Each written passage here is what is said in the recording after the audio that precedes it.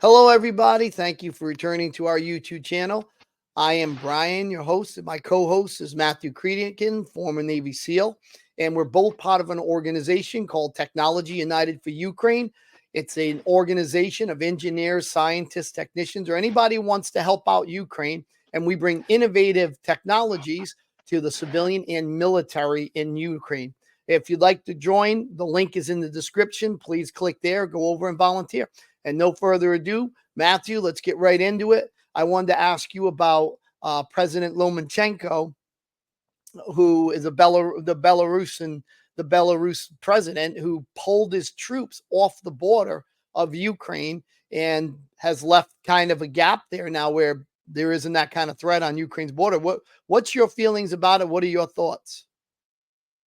Um, I think it's just strategy on their part. I don't think it means anything like highly in depth. If he has the static troops there, what's he really going to do with them? His population is fairly against doing any kind of invasion. Um, so the reality, like, why do you have troops stationed there? It's just a drain on your resources, and it's a political signaling. Like, okay, does he look like it's backing off from Russia, and does it like weaken the Russian stance? Maybe a little bit, but it also gives them the option to go back to the border and re-escalate and make some noise at some point.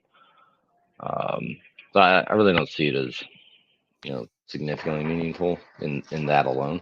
Maybe if a few other things happen as well, you could see it as like a significant act. But um, yeah, something just put out in the news. What do you think? What do We'll you keep think watching it. Putin's reaction is going to be? Do you think he's just going to kind of not say much? Do you think he'll have some type of action? I think, yeah, I mean, looks like anything. Even if he didn't like the idea, he's not going to say much publicly, right? Because then it looks like he's weak. Um, maybe privately. I mean, who knows what they're discussing amongst each other. But from Lomachenko's point of view, probably just gives him another thing to negotiate with. If Putin wants something, then he can get it. I'm not that familiar with the politics there, but um, I don't say that stuff on the border there's entirely meaningful. Yeah, the reason they moved those troops there in the first place was uh, you know notionally in response of a supposed invasion, which is kind of laughable.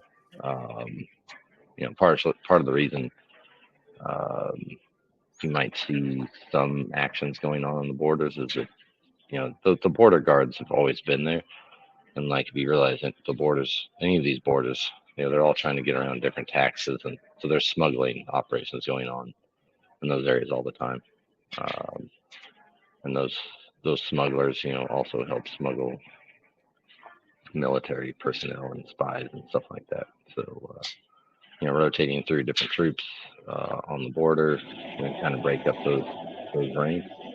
So there might be some calculus in that, but I would say that's probably about as much as there is to it. So, do you think it's going to free up those Ukrainian troops so they'll be able to be utilized, tasked in other areas now? Do you think it'll relieve some pressure off of the Ukrainians?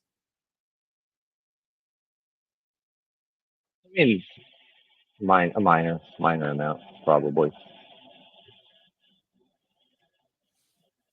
You're gonna have to keep those boards. You're gonna have to keep those things manned. But yeah, you could probably pull some guys and move them around. Um, but I don't think it's by itself. I don't think it's hugely impactful. So, and then also, just it was breaking news that the Russians attempted to raid across the Sumy area. Apparently, it was a disaster. They didn't really get far at all. I guess the defenses are even more robust there than they were down in Kharkiv area. You know if you saw that. Yeah, I mean, I think a lot of these, a lot of the offensives they might try now are going to get.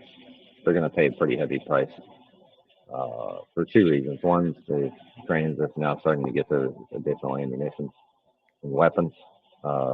They've been up on higher alerts than maybe before because before they started that big offense, they were building and stockpiling quite a bit. So part of the reason you see the kind of early successes is they're just able to throw a lot of artillery and munitions when they decided to make their push.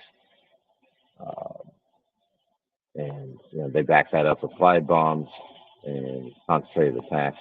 And now I think they've expended those resources to some degree and have to move up additional supplies and kind of reset themselves. Like anything left now is probably going to take pretty heavy casualties, just given the state of the defense. Excellent. Well, again, thank you everybody for coming to our show. And remember, if you want to join Technology United for Ukraine, the link is in the description. And we'll see you guys on the next video.